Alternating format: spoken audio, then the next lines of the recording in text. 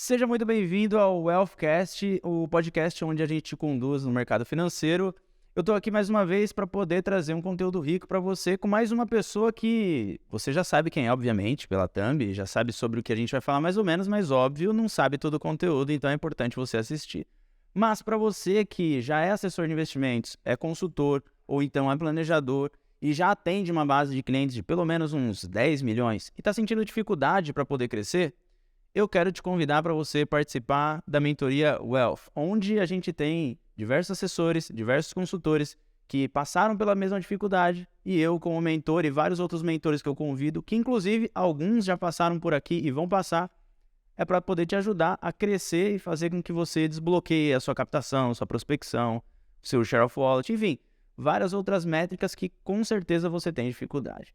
Bom, hoje eu vou falar com Ednar Sacramento. Cara, é um cara que a gente já trabalhou junto, mas eu obviamente quero que você conte a história ao invés de eu contar. Então, cara, seja muito bem-vindo primeiro, né? Mas conta aí um pouco como é que foi sua história, assim, de maneira bem breve, para o pessoal poder entender também quem é você. Muito bom, Rick. Primeiro, eu agradeço pelo convite, um prazer estar com você. Imagina. Poxa, eu sou Ednar Sacramento, atuo no mercado financeiro já há alguns anos, né? E aí a diferença aqui do Ednar para outras pessoas é que talvez só seja um pouco mais tempo de janela. Comecei no mercado no finalzinho de 2006, trabalhei na antiga BMF, Sim. que hoje é B3, trabalhei até 2014. E você trabalhava lá no espaço mesmo. Comecei no pregão Vovós, o extinto pregão Vovós, né? Nós tínhamos ali... Onda de índice. Exatamente. Minha primeira função era boletador, ficar passando as boletas. O mercado não era tão tech assim, então realmente a gente fazia o registro dos negócios e depois, minha segunda função, eu fiquei como papagaio ali, ficava no meio da roda, cantando o mercado com o O que era telefone. papagaio? Era isso aí? Ficava cantando? Exatamente. Tá. Então, imagine que tem os vendors, né? Hoje tem os portais de cotações, né? O Bloomberg, o famoso Bloomberg. Então, quando tinha o pregão Vovós, qual que era a dinâmica?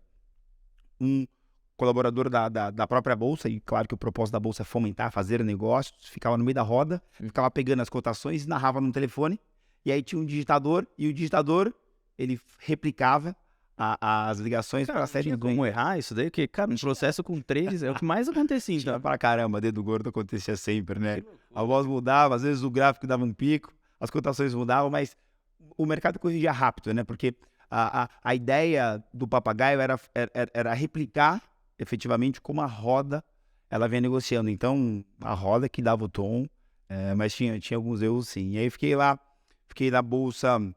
Em 2008 teve a fusão BMF-Bovespa, né? Criou-se a BMF-Bovespa. Depois da fusão acabou o pregão Vovós. Acabou em 2009, em junho de 2009. E aí eu migrei para a mesa de eletrônico. E aí fiquei na bolsa até 2014. Até março de 2014 especificamente. Então, poxa, foi uma experiência transformacional sempre com negócio, tá? Claro que a bolsa não tinha um viés comercial. A ideia da bolsa era funcionamento de negócios. Então, a bolsa não tinha viés comercial e eu sempre tive essa vontade, né? A gente sempre acredita que é comercial, que fala bem, que é articulado, que tem tato para falar com pessoas. E aí eu acabei pulando o muro. Eu queria ter um pouco mais do tato comercial, não só porque gostava de pessoas, mas porque, poxa, eu sempre levava uma linha de remuneração. Lembro alguns dos estagiários que trabalharam comigo lá, eu lembro de um deles, e ele saiu até então da BMF, né? BMF Bovespa, e foi para uma corretora para ganhar 10 vezes o salário de bônus. Eu falava, cara, maluco. Loucura. Então, poxa, a gente não tinha bônus lá, então esse foi um grande disparo. Saí em 2014, fui em final de 2014, mais 2015, comecei a procurar ali algumas casas para atuar comercialmente, e aí comecei a entender um pouco mais do que é o business de agente autônomo de investimento, que eu já conhecia bem brevemente, não era tão popular quanto é hoje, né? Sim, acredito que a XP ela foi a grande disseminadora disso tudo, mas a XP não era uma casa tão relevante, então não era um business tão fácil, e aí migrei, e o primeiro escritório que eu trabalhei foi em Minigro, tive a oportunidade de conhecer lá, né, 2015, foi muito legal, fui para lá através de um gen da XP, e aí, poxa, foi uma experiência transformacional, né? Eu lembro que era muito intenso. Era Ficava de call. Code call na veia. Era louco, né? Era isso, foi muito interessante porque eu lembro de algumas, até trazendo para o paralelo de hoje, eu brinco, né? Eu atuo numa linha de formação, eu falo, ó, gente, eu já fiz cold call, tá? Confesso que ligar para a lista fria não é fácil. Não é fácil, mas sei como é que é, né? Exatamente. Às vezes a primeira ligação, quando liga, o cliente fala, poxa, como conseguiu meu número? Eu falo, A terceira pra frente normaliza, vai dar tudo certo. E aí foi interessante, então, acelerando aqui ó, um pouco da minha história, a gente é autônomo em 2015, aí fiquei até 2017, no meio do ano, quando o Itaú me convidou para participar do projeto que era a plataforma 360, fui para o Itaú.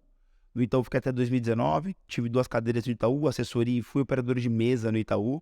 Né? E até interessante, poxa, eu lembrei de você em alguns momentos nessa migração, porque eu lembro que você fazia parte de renda variável no escritório, né? Sim. Então fazia toda a parte de renda variável de ações, então foi um benchmark bem interessante. E aí fiquei até junho, julho de 2019 no Itaú, e foi engraçado, porque quando eu fui para o Itaú, eu fui com um grupo de 30 pessoas, mais ou menos, que eram pessoas que eram de fora do mercado, fora do Itaú. Aliás, que eram no mercado. E aí conheci algumas pessoas que foram muito icônicas, que, poxa, eu tenho proximidade de trabalho até hoje. Uma delas é o Pedro Zupiroli. O Pedro entrou comigo no Itaú, e aí ele saiu um pouco antes. E aí, na Faria Lima, porque a corretora do Itaú é na Faria Lima, ali, né, 3.400, 3.600, se eu não me engano. E era prédio da XP, E do lado... do Itaú e o BTG na frente, né? Então ali naquele corner ali, lembro atravessando a rua um dia, cruzei com o Pedro Zupiroli e falou, cara, tá fazendo o que aqui? Eu falei, tô na corretora. Falou, vamos conversar. E aí, poxa, ele fez o convite 3 vezes pra eu ir pra XP, não deu certo no primeiro momento. Até que eu falei, deixa eu ver o que tá acontecendo lá. E aí foi super interessante, cara, foi uma experiência transformacional, né? Entrei como assessor padrão na XP em 2019, no segundo semestre. E aí, poxa, eu tive basicamente 3 posições, né? Uma posição de assessor, de assessoria exclusiva lá. Como CLT já. Como CLT. Fui para a XP como CLT na matriz. Atuei, e aí a gente, como eu tinha essa experiência de bolsa, essa experiência de mesa de operações, na matriz a gente tem até hoje, tá? Um segmento de assessoria que é chamado de Lab, né? E aí no Lab a gente criou um segmento que era o Lab Traders, que era um segmento de assessoria exclusiva para acompanhar clientes que tinham de 1 a 3 milhões, mais ou menos, de PL na XP, sendo estes 80% em renda variável, papéis. Caramba, loucura. Então foi super interessante, aí eu fiz esse movimento, foi meu segundo movimento lá dentro mais expressivo, e aí esse movimento ele durou até criar a mesa de renda variável. Hoje, dentro da matriz, a gente tem um time de estratégia, passa para as principais mesas, mesa de fundos imobiliários, mesa de renda variável, mesa de renda fixa. Então a gente tem toda uma linha de suporte interno, porque o canal, né, a XP Matriz é um dos maiores escritórios da XP hoje, então a gente tem essa linha estratégica lá dentro.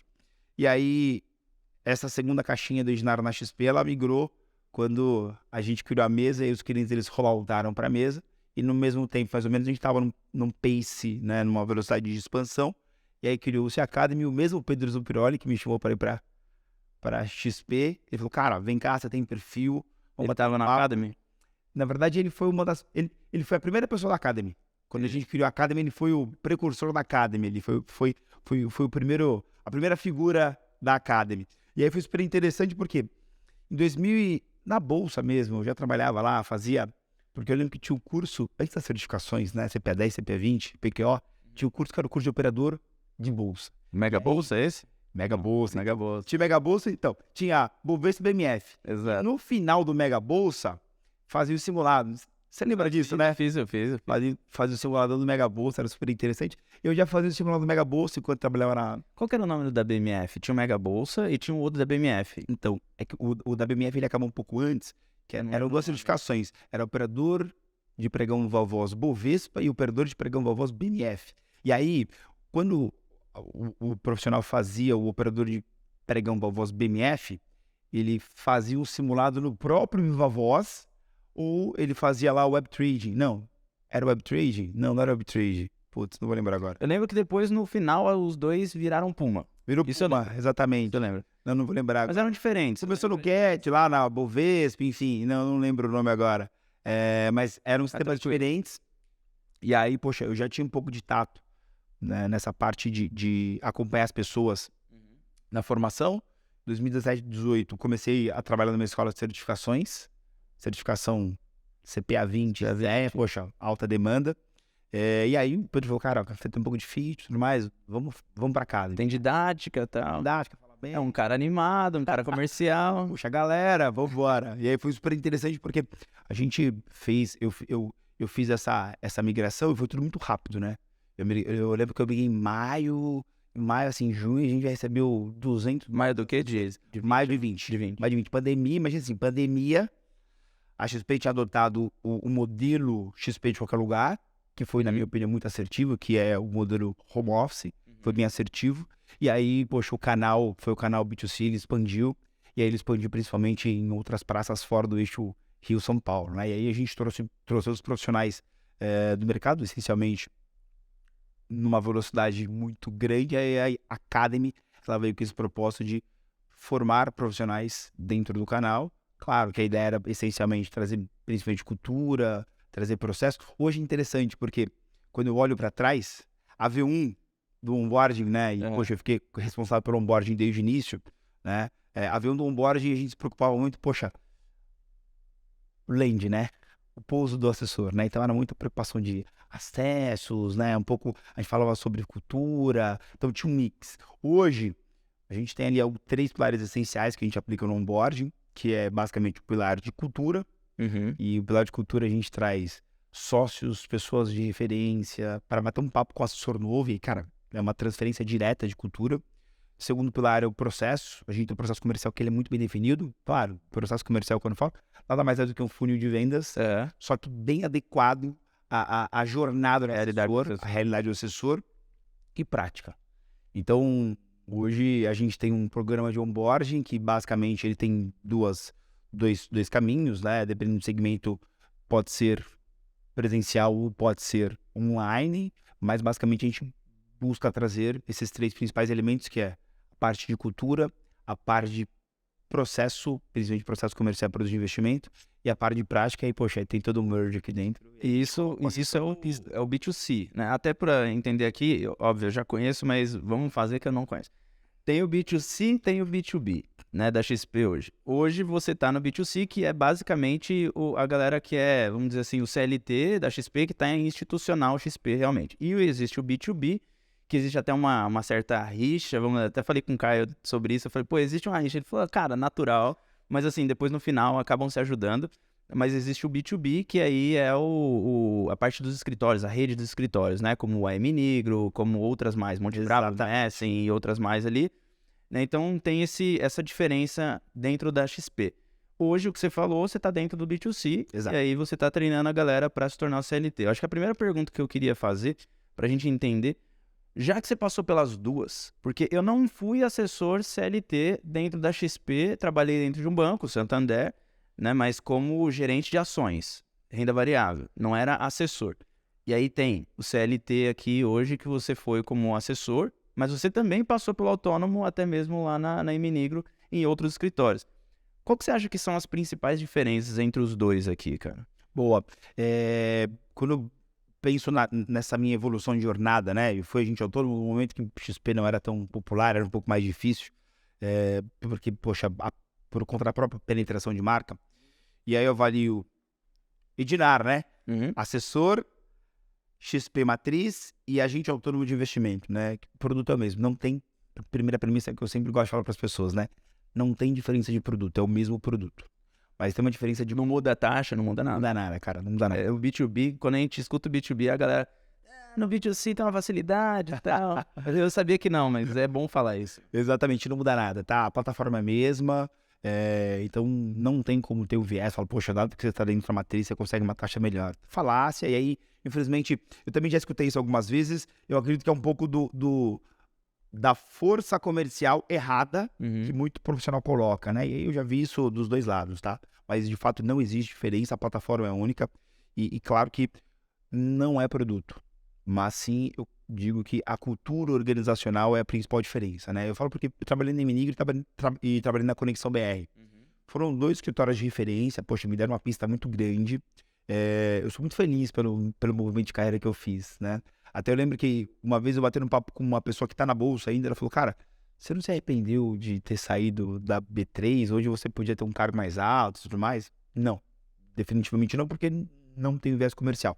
E aí é muito legal quando eu olho a B3, que foi uma grande escola, eu peguei a mudança de autarquia para SA, né? Porque enquanto era mútua, tinha um sentimento de autarquia, teve um pouco de diferença. Eu olho o XP, agente autônomo e matriz, a cultura organizacional ela é a mais relevante, tá? Porque, primeiro ponto, por uma questão de escala. Então, hoje, dentro do B2C, você tem, poxa, são 2.000 assessores, tá? Então, você tem mais profissionais para você fazer benchmark dentro da operação. E Minigro, eu lembro que logo no início, ali em 2015, a gente era, talvez 8, 10 pessoas no primeiro momento. Então, você tem um time menor. Então, para você trocar boas práticas, é um pouco mais difícil. Esse é o primeiro fator. E o segundo fator, dentro da matriz, a gente tem sim uma linha de segmentos assessoráveis que é um pouco melhor definida.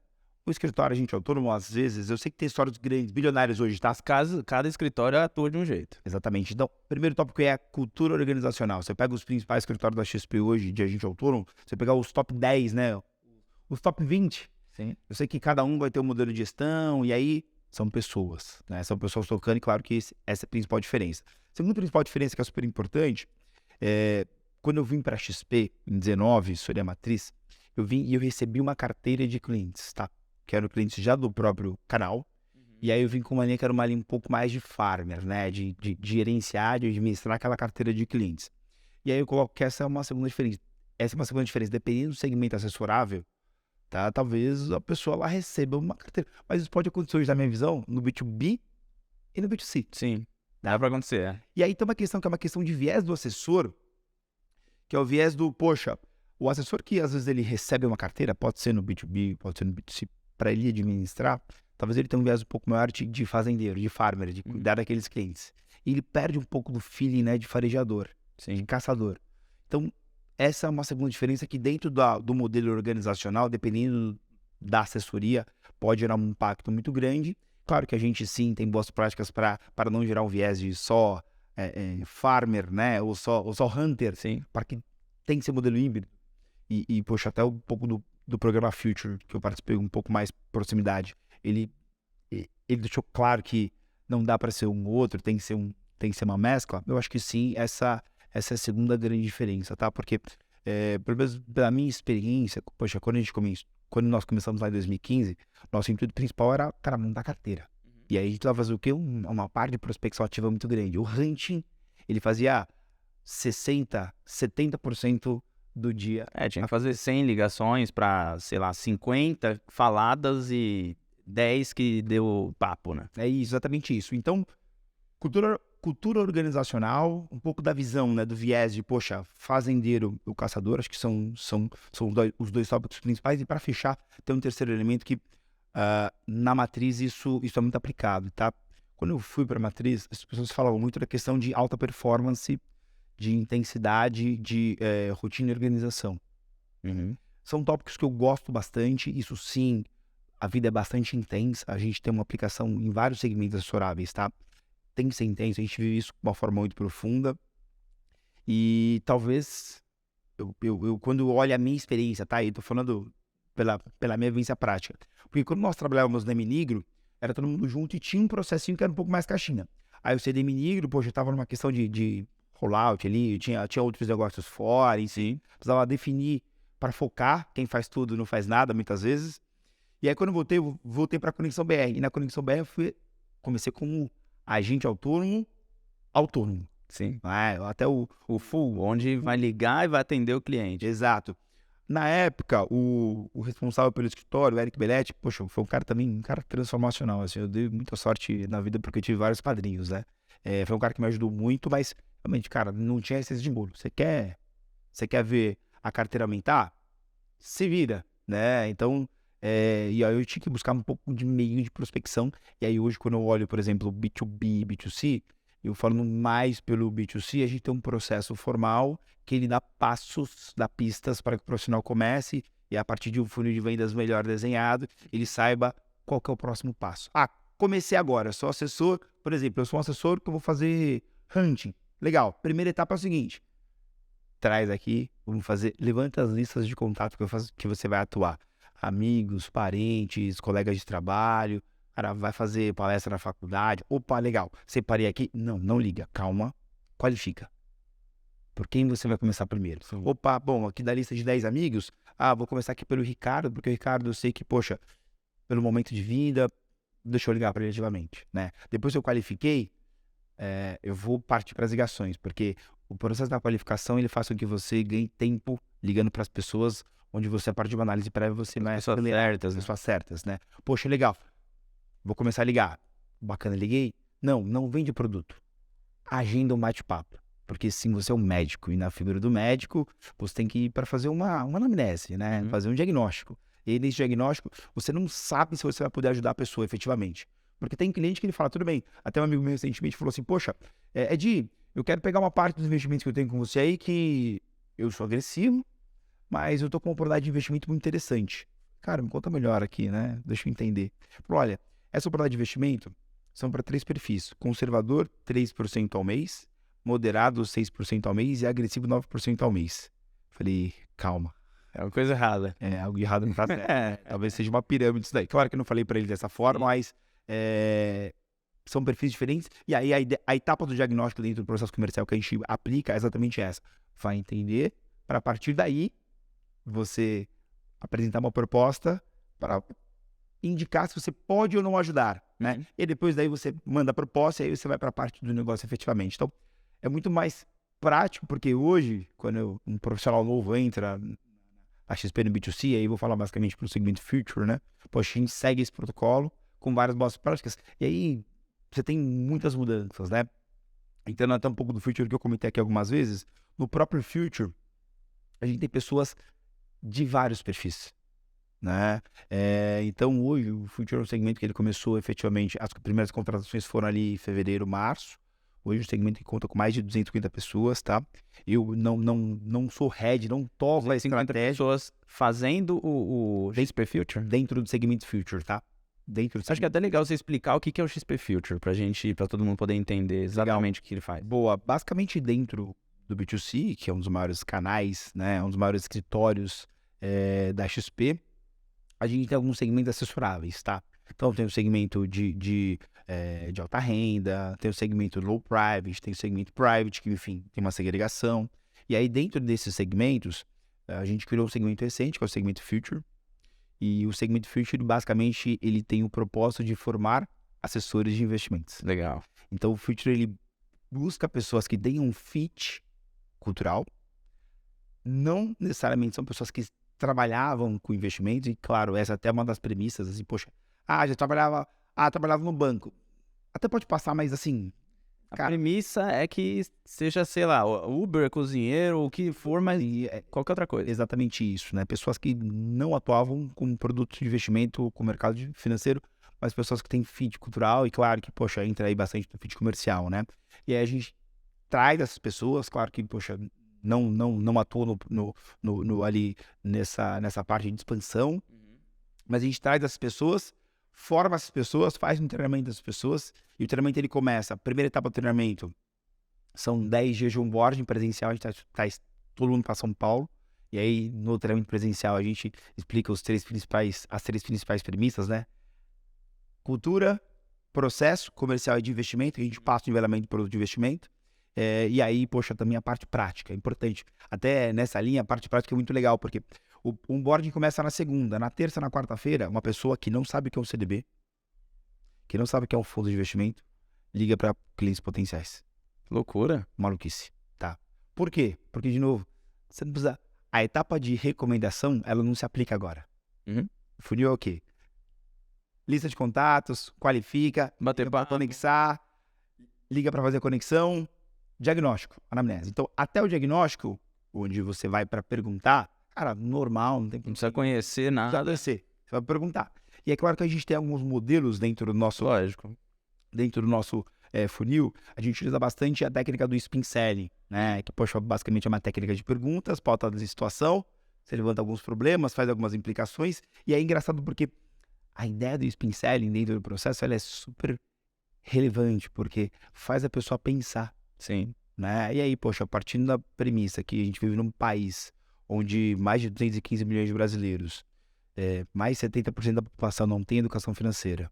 Educação financeira, eu falo porque informação pública aberta, antes de 2019, não era regra, não era lei ter educação financeira nas escolas. Ou seja, eu pressuponho que quem estudou no Brasil até 2019, quem se formou até 2019, não teve educação financeira na escola, na família, poxa, super raso. E é até engraçado porque eu brinco com algumas implicações, né? Eu falo, poxa, bacana. Às vezes lá, em média, a gente tem 15, 20 pessoas por turma. Eu pergunto, turma, quem é que tem planejamento sucessório.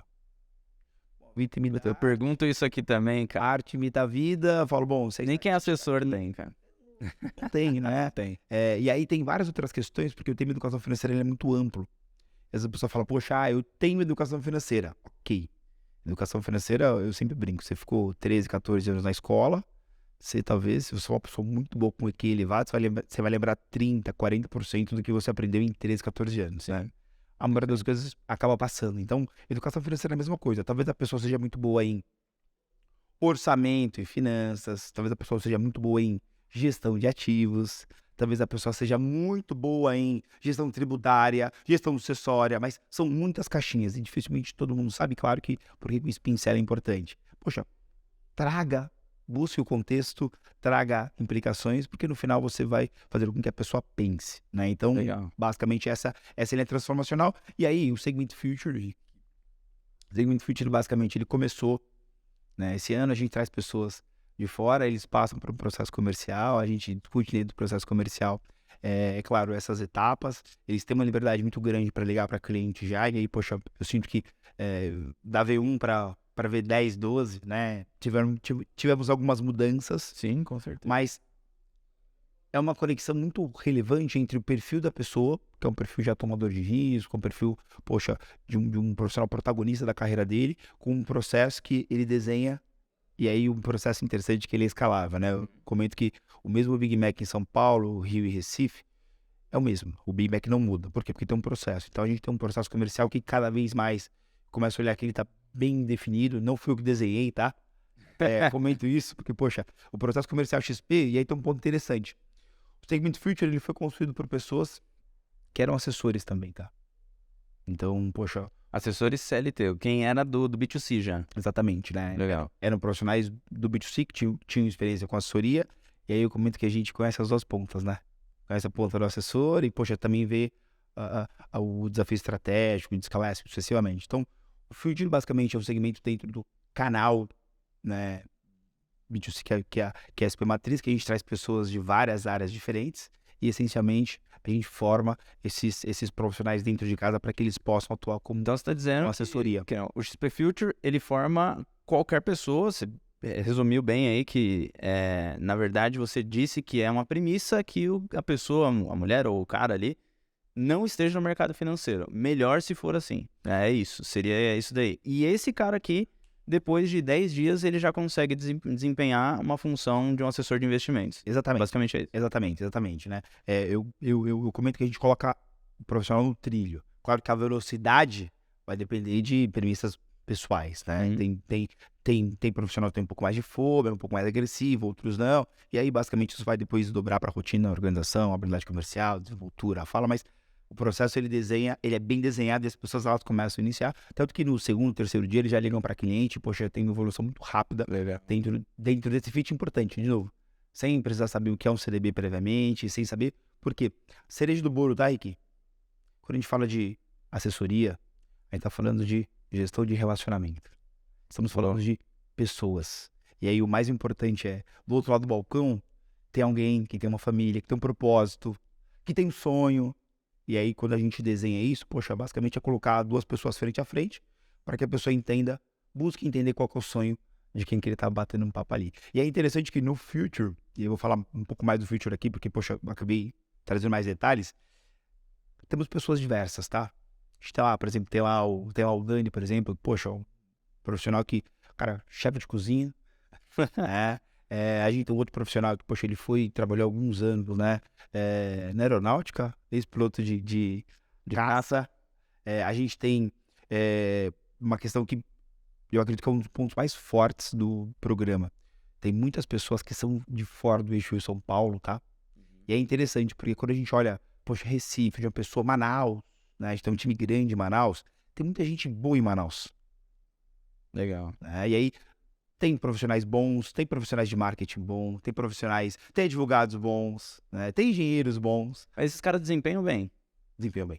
Depois dos 10 dias ali, mas aí, vamos só para entender. Tem os 10 dias, depois disso aqui, ele já entra como CLT dentro da XP ali ou não? Não, na verdade, o processo quando ele vem para o onboard, ele já é um contratado. Já é um contratado. Funcionário, com certeza. Tá? Então ele passa por entrevistas antes para ele poder ser aprovado e aí depois ele entra nesse onboarding, nesse treinamento, que é um treinamento onde vai falar da cultura da XP, vai falar dos pilares e tudo mais, vai treinar ele uma metodologia de trabalho e depois daqui dos 10 dias ele já sai pronto para trabalhar e aí ele fica numa categoria também chamada XP Future. Exatamente, é um segmento assessorável hoje, XP Future, que é um segmento que, poxa, tem profissionais por todo o Brasil e ele fica dentro desse segmento XP Future e já vai para de frente. A atuação na... Quanto que capta um cara desse depois que sai? Você tem mais ou menos na cabeça? Assim, Não, quanto tem os o cara números, consegue tá? ganhar? Não tem esses números de cabeça, assim. Esses números eu não tenho de cabeça, mas quando a gente olha, por exemplo, olhando a média do segmento, não tem o número, tá?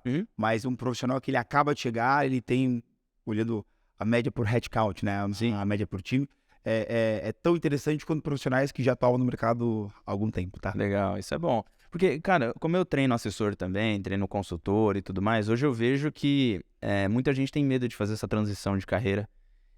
Justamente pelo medo de que, cara, eu não trabalhei no mercado financeiro, pô, não é possível e tal. E hoje o assessor de investimentos é a barreira mais baixa que você tem para entrar no mercado financeiro. E que legal que a XP também tá dando essa chance, essa oportunidade da pessoa ser CLT também. Porque eu vejo que muitas pessoas têm medo de ser autônomo pelo risco, né? Pelo risco de começar do zero, começar sem nada. Obviamente que tem um crescimento grande aqui também, mas é muito pelo risco. E eu vejo que muitas pessoas querem ser CLT por conta de que tem uma segurança um pouco maior. Pelo menos garante um fixo mínimo ali. Apesar de no B2B hoje, né, o autônomo tem escritórios que também garantem um mínimo, justamente para poder trazer essas pessoas também. E a pergunta que eu tenho é entender como que essas pessoas chegam lá hoje. Quais são os sentimentos que essas pessoas têm? É de medo, de receio? Porque tem um fixo, mas mesmo assim elas ainda têm um certo... Imagino que elas têm um certo receio. Como é que é? Boa. A maior parte das pessoas que chegam lá são pessoas que, assim, eu não tenho uma média de idade, tá? Mas eu tenho, por exemplo, tem uma assessora do segmento Future que ela é da Paraíba, assim, 40 e poucos anos, mãe, 2 filhos, né? Você imagina que, poxa, uma pessoa de 40 anos, tem uma família constituída, fazer uma transição de carreira, se falar que não tem medo, tá errado, tá? Tá errado. Ela tem medo, Ela tá maluca. né? E aí, poxa, por outro lado, tem lá, vou trazer uma equipe que eu participei de uma formação agora, que eles são um time que eram 3, 4 assessores que eles eram do Sul. Né? Aí tinha lá 2 deles que tinham 21, 22 anos. Né? Poxa, chegou, quer dizer que só porque ele é novo não tem medo? Também tem medo. Né? É claro que o medo, ele passa por um fator que é super relevante e eu busco trabalhar muito forte isso com as pessoas do onboarding, que é, olha, você tem medo do novo, que é uma questão comportamental. Mas aqui, o medo, ele relacional, o medo relacionado a produtos de investimento, ele não deve se aplicar, porque as pessoas chegam com muito medo por não saber o que é um CDB. Por não saber sobre os produtos, investimentos, a parte mais técnica. Eu falo, não é produto, né? E aí, é muito engraçado, porque, claro que a XP tem algumas questões institucionais muito fortes, né? Então, poxa, a questão do sonho grande, da mente aberta, do espírito empreendedor. E eu falo, olha, vocês vieram aqui para vocês entenderem que aqui é foco no cliente na veia e não é produto. Porque quando vocês começarem a abordar clientes por produto, tá errado. Aqui a gente trabalha com uma venda consultiva, entender as necessidades do cliente, para a partir daí, você falou, opa, legal, entendi que você precisa... você não tem plano acessório? Legal, temos alguns veículos aqui. Pode ser um seguro, pode ser uma previdência, mas secundário. Precisa primeiro entender o porquê, implicar no porquê, para a partir daí você pensar no produto. E aí o maior medo das pessoas no início é, poxa, mercado financeiro, muitos gurus, não conheço nada, não sei de nada. Eu falo, calma, não é isso. Por outro lado, eu também fui agente autônomo, nós fomos, né? Eu sei que sim, o conforto do Vale Transporte, do Vale Refeição, Faz diferença. ele faz toda a diferença, tá? E aí, poxa, eu lembro da nossa geração, assim, cara, 2015 a gente não tinha... Era Balemar, R$1.500 e trabalha aí, né? R$1.500, às vezes, por exemplo, eu lembro que eu morava na Zona Norte, poxa, 2 condições, não pagava transporte e almoço. Assim, fala, cara, tô pagando pra trabalhar, que loucura. Exato. Né? Então, hoje sim, quando eu coloco entre canal direto, que é o canal B2C e o canal B2B, eu tenho muita convicção que sim, esse é um divisor de águas. Mas não acho que esse, olhando o segmento Future, não acho que esse é o maior medo das pessoas. O maior medo das pessoas é, cara, não sei sobre o CDB. Calma, não se preocupa. Você tem que saber perguntar. E aí é um bate-papo que é uma resenha. Se você conseguir levar numa conversa entre as necessidades da pessoa, talvez você não vai ajudar a pessoa. Sim, o mais importante. Sentei com o Rick, bati um papo. Rick, legal, peguei todas as suas premissas. Você vai voltar, vai fazer uma lição de casa. Aí tem um time, tem um líder, tem outras pessoas, aí tem uma plataforma campus, que aí você fala, bom, o Rick precisa de planejamento acessório, então calma, planejamento acessório, você vai conseguir ser mais assertivo, e aí...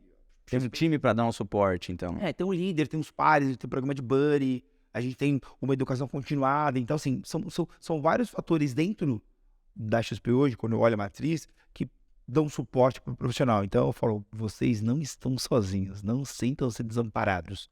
Agora, o que é relevante? Se você sair de um bate-papo, de um diagnóstico, de uma anamnese, sem saber quais os objetivos de curto prazo, objetivos de longo prazo, as necessidades, e nem isso às vezes tá, aí que a gente tem 3 caixinhas no nosso programa, que eu falo dentro da anamnese, né, dentro do diagnóstico, eu falo, olha, as 3 caixinhas essenciais são o seguinte, primeira caixinha, você tem que saber quem é a pessoa, quais são os hobbies que ela gosta, se é casado, o nome do filho, o nome do pai. Se você não fosse assessor, se você não fosse advogado, você seria o quê? Né? Para você entender ali, né, desejos e dores, né? Segunda caixinha é, poxa, objetivo, perfil. E a terceira caixinha é, já investe. Onde você investe? Por que você investe? Então, se a pessoa sair desse bate-papo sem essas 3 caixinhas, sem essas 3 informações, fica super difícil. E aí fala, não é produto. Passa pela primeira, segunda e terceira, depois você vai pensar em produto. Mas sim, hoje, quando as pessoas chegam, primeiro, o medo do novo, né? Uhum. Porque tem essa sensação de que, poxa, eu tô aqui na matriz, assim, São Paulo, é algo que brilha os olhos de muita gente, até nessa linha. Foi engraçado, uma vez veio um público aqui do norte para fazer um board com a gente, e foi engraçado, uma pessoa chegou lá na XP, né? A XP fica ali na região ali da JK, da Vila Olímpia da JK, poxa, aquele mundo de baita prédios, né? prédio, exato. Dá uma diferença absurda. Olhando, eu falei, a gente tá fazendo inspetor, né? Eu, vamos lá. Eu falei, cara, acabei de ver o Pablo Spire. Cara, tô aqui vendo esse mundo de prédio, minha cidade tem um edifício. E aí, rolou uma lágrima, sabe? De emoção, sabe? Cara, porque é algo inimaginável. Então, isso gera medo nas pessoas. Uhum. Pra gente que é de São Paulo, Rick, a gente trabalha normal. de Coutinho, cara. Pelo contrário, quando a gente vai pra praia que a gente chora. É isso, fala, cara, Praia, que legal. Agora, pra eles não. E aí, a XP, sempre faz uma pesquisa de boca a boca ali, né? Por que XP? E muita gente, ela olha a XP como uma marca muito forte. A XP, sim, efetivamente é uma marca. O branding da XP é muito forte, realmente. Por mais que a gente tenha... Principalmente para investimentos hoje. Exatamente. Por mais que a gente tenha menos que 10% de market share, que de fato, quando a gente olha os números, poxa, é um dado que, infelizmente, um dado que é super relevante. 1,5% da receita do mercado financeiro é a XP que gera, ou seja, está muito concentrado nos bancos. Então, isso é ruim. Mas, por outro lado, a gente tem, sim, um apelo de força muito grande, e aí, claro que esse é o principal medo das pessoas, chegarem a entender o que é a companhia, o medo do novo, o medo de produto. Então, tem outros elementos que eu sempre deixo olhar os próximos passos. Falo, ó, qual que é o step by step? Processo. E dentro da linha de processos, processo comercial bem definido, uma linha racional de produto e investimento olhando o nivelamento, vai entender as necessidades do cliente para que a partir daí você consiga realmente fazer um trabalho assertivo, porque é foco no cliente na veia, tá? Cara, vamos lá. Deixa eu só entender uma parada aqui. Você falou e isso tá martelando aqui na minha cabeça, talvez da galera também que tá assistindo, que é o seguinte. Por que que definiram isso de... Vamos pegar pessoas que sejam de outro mercado? Tipo, de onde... Não sei se você tem essa informação, de onde veio essa ideia, o porquê que isso se tornou uma premissa, né? Porque é um negócio bem diferente. Normalmente os escritórios, por exemplo, iam contratar, eles falam, não, quero bancário porque já tem carteira. Eu quero um cara de seguros porque já tem carteira e já é mercado financeiro em si. O que que houve para ser escolher essa pessoa? Boa. Ricky, quando eu fui para a Matriz em 2019, eram aproximadamente 160 assessores, tá? Uhum. Hoje somos 2.000. E nessa linha, dos 160, foram 160 profissionais que eles foram criados dentro de casa. Uhum. E aí, pessoas que não tinham experiência, pessoas que eram de outras áreas. E aí, hoje, quando eu olho toda a linha de alta gestão do canal B2C, o Head, que é o Júlio Mello, enfim, outras cadeiras estratégicas, são pessoas que nasceram dentro do segmento e não necessariamente eram pessoas do mercado financeiro. E claro que aqui é um pouco da minha visão, tá? Uhum. Porque eu já era do mercado financeiro e eu tive alguns choques emocionais quando cheguei lá, tá? Cheguei lá, já era CFP, cheguei camisa 10 e foi o melhor caminho. Eu tive dificuldade para performar no começo. A questão cultural, quando você pega pessoas que trabalharam em bancos, em seguradoras, talvez eles tenham algum viés, tá? E aí é minha visão, tá? Talvez eles tenham algum viés. E aí, poxa, quando você traz um profissional para formar esse profissional, você consegue formar com cultura, com processo de uma forma mais assertiva. E outra coisa, lá a gente não tá numa corrida de 100 metros, tá? A gente tá numa maratona, é uma maratona que a gente quer trazer pessoas para que as pessoas elas cresçam com o segmento e, poxa, fiquem 5, 10, 15, 20 anos aí da companhia. E aí, não tô contando novidades aqui não, o mercado americano é isso. Quando a gente olha a figura do assessor lá, o assessor ele fica 20, 30 anos na carteira. Hoje tem assessor que tá passando pro filho a carteira, né?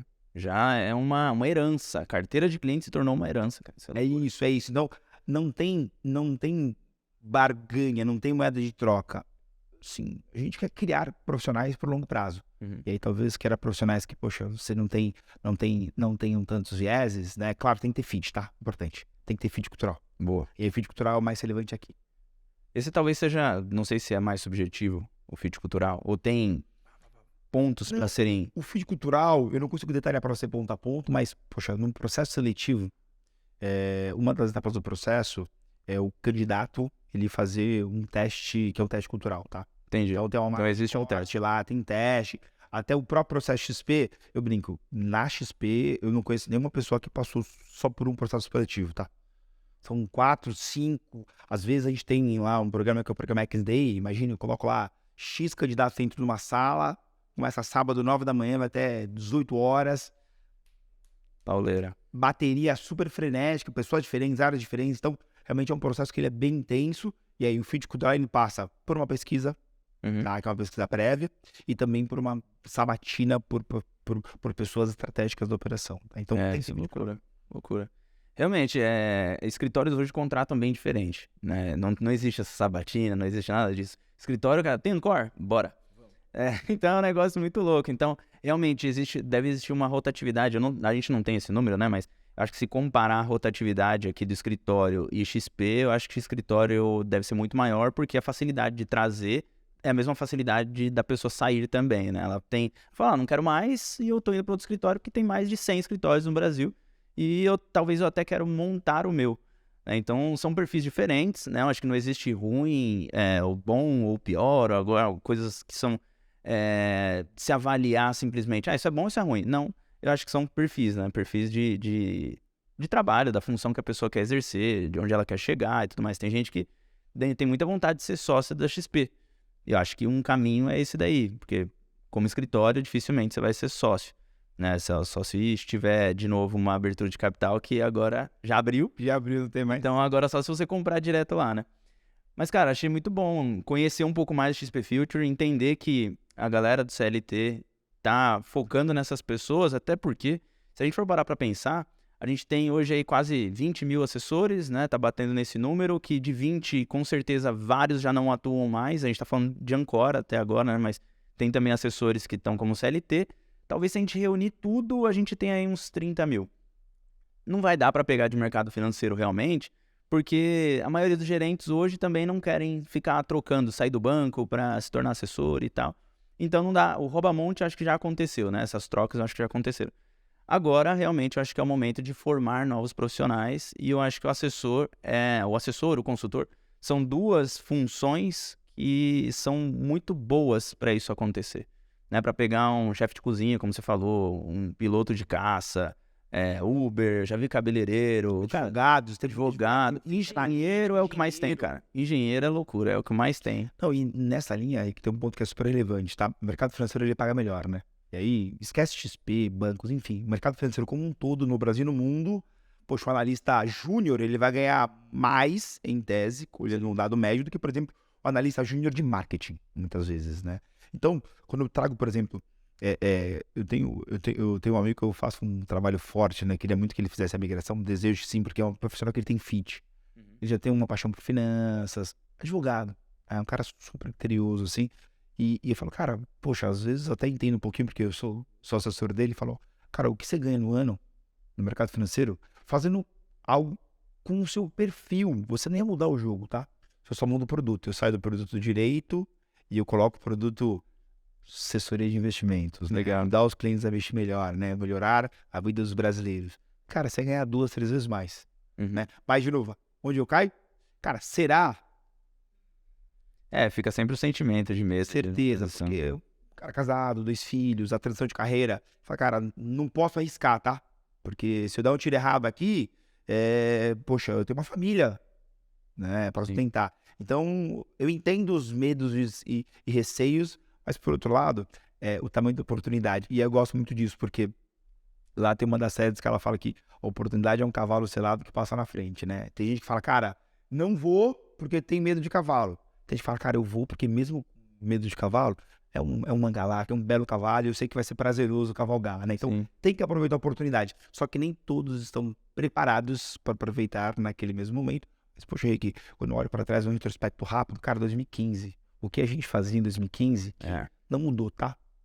Claro que os desafios mudam um pouquinho, mas é ajudar o brasileiro a investir melhor. O brasileiro está concentrado no banco hoje. A principal alavanca serão os assessores, porque hoje, quando uma pessoa tem recurso, né, e o dinheiro ele permeia por todos, e precisa saber algo de investimentos, a primeira fonte que ele vai pesquisar ele vai pesquisar amigos, né? Depois ele vai para o Google e o Google vai cair na linha de mídias sociais, influenciadores.